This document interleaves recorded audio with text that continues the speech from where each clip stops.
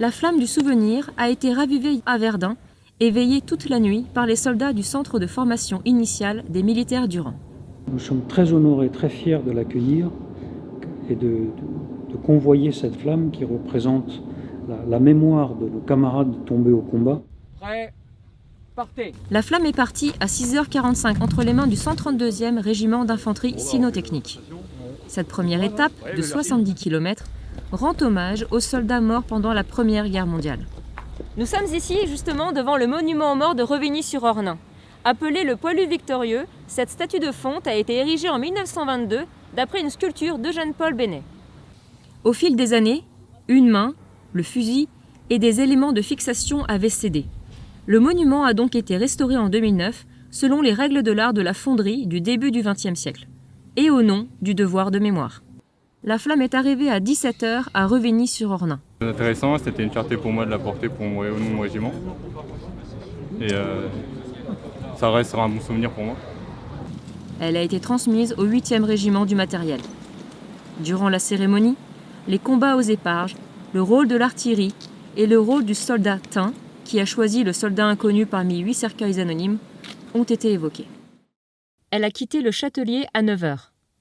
Cette deuxième étape de 55 km rend hommage aux soldats morts pendant la Deuxième Guerre mondiale. C'est un défi sportif, c'est une activité sportive qui s'inscrit de manière assez prégnante sur la préparation de la condition physique du militaire. Mais c'est aussi une activité commémorielle, c'est-à-dire de faire mémoire ensemble. J'ai eu en tête le discours du général de Gaulle qui disait dans son appel du 18 juin « La flamme ne s'éteindra jamais ». Nous voici à la butte des fusillés, située à l'Épine, près de Châlons-en-Champagne. Ce lieu mémoriel rend hommage aux 49 résistants fusillés après condamnation par des tribunaux allemands sous l'occupation. C'est justement ici, à la butte des fusillés, que les coureurs sont arrivés à 15h. La flamme a ensuite été transmise du 8e régiment du matériel au 40e régiment d'artillerie. Ce site nous rappelle la valeur, mais aussi le coût de la liberté. Les artilleurs du 40e ERA se sont élancés à 8h ce matin du monument aux morts de Fagnières pour un relais de 70 km. L'étape du jour rend hommage aux morts des guerres d'Indochine et d'Algérie.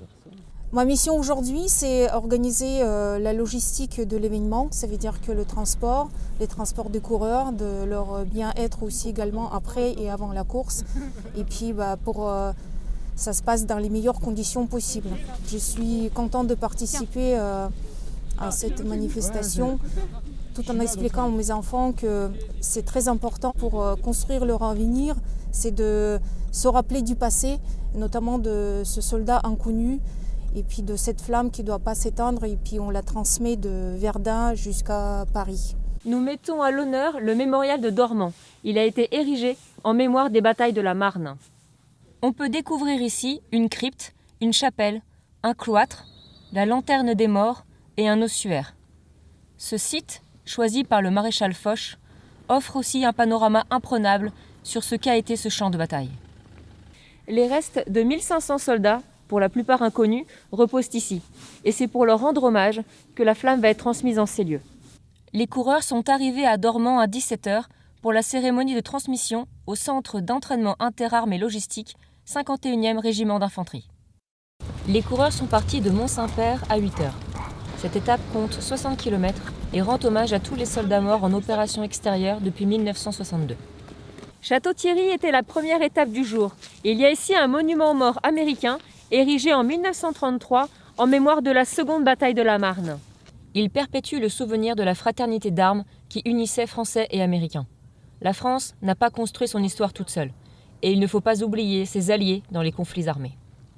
L'étape du jour s'est finie ici, au musée de la Grande Guerre du Pays de Meaux, le plus grand d'Europe sur 14-18. La flamme est arrivée à 17h pour être transmise au 121e régiment du train au cours d'une cérémonie pendant laquelle un hommage a été rendu aux soldats morts cette année. Cette dernière étape de 70 km a permis à de nombreux coureurs originaires de différentes écoles et unités de participer à cette aventure mémorielle. Donc le devoir de mémoire, pour nous, c'est à la fois une référence pour nous qui sommes engagés dans les armes, mais je pense que de manière générale, c'est un peu la prise de conscience d'une responsabilité en tant qu'individu au sein de la société. La flamme est entrée dans Paris à 15h par Vincennes.